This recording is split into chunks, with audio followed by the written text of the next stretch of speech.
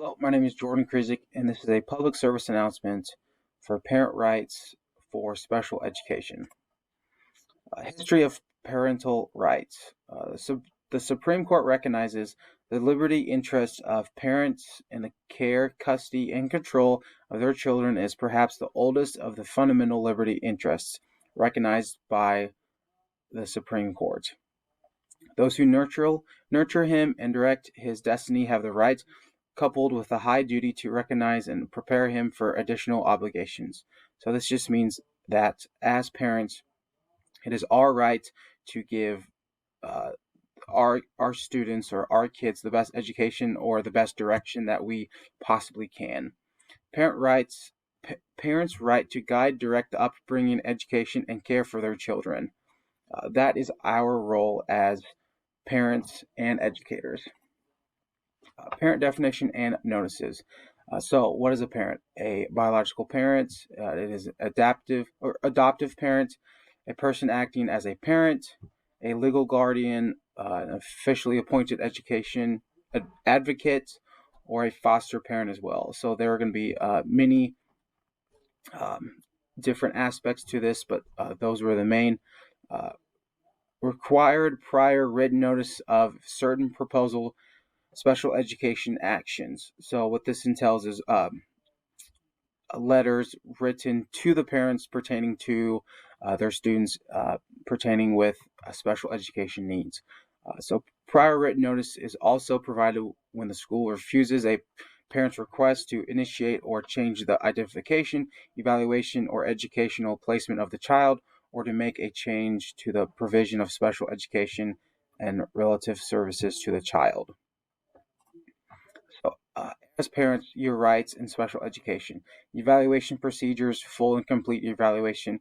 If you feel that your child may have special needs, you can have them evaluated for additional placement so they can get that help that they are seeking.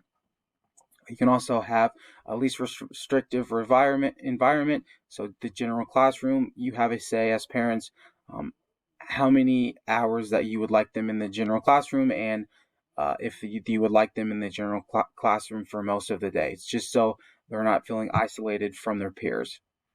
Confidentiality of records, children records kept private, making sure that whatever needs or the IEPs of your children are not out in the public for everyone to see. Only the people that are in close helping relations with your children see those records. Independent evaluation, along with the evaluation procedures. If you feel that your child was inappropriately evaluated, you can get tested by a professional, and you can go off what their findings were from your child. Discipline procedures and rights. School must follow IEP procedures or for behavior redirectioning. Uh, parent, Parental rights. Um, your rights are to examine all the records, written prior notices, receive required notices in a native language.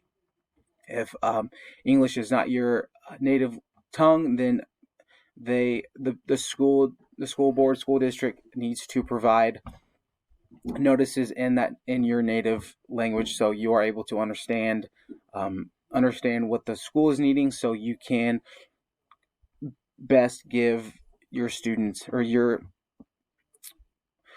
child the best education possible. Present complaints to any matter related to identification. Be members of any group that makes decisions of their child's educational placement. When the administrators, teachers, and the resource teachers are meeting together, your right to be in those meetings, so you have a say in how your student is essentially taught in the school. Appeal to the state board for any adverse decisions. Parent consent. Parent consent is needed for the following actions. So, consent to conduct an initial evaluation. The school board needs to reach out to you and let you know that they would like to evaluate your child. Consent to conduct reevaluations as well. Consent for initial provision for services on the IEP. consent to make a substantial change in placement more than 25% of the child's school day. So if they feel that they believe that another method would work best for your child, they still need your consent as the parental guidance as the parent to make these changes and let these changes happen for your child. Consent to add new service or to lead a service completely. This is totally they need 100% consent for this. Consent for evaluation or services in private school. Consent to excuse an IEP team member from an IEP team meeting. Understanding special education.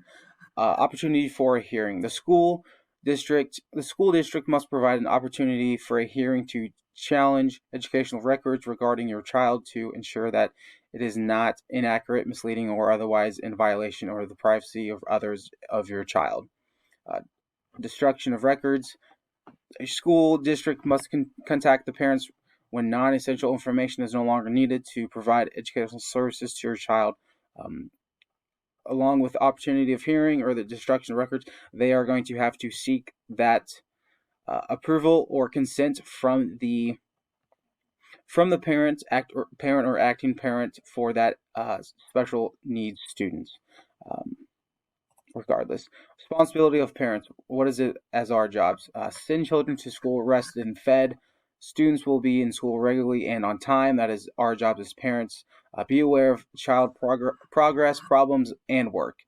We need to talk to them, see how they're doing, see how if they have any issues with school, and potentially if we can help them. Adhere to all school policies and regulations. Response in a timely manner to administration and teachers. Remember that they do not have just that one student in their classroom; they have multiple, and being timely will be most effective for that student. Maintain composure while entering and exiting the building, and update emergency contacts. Thank you.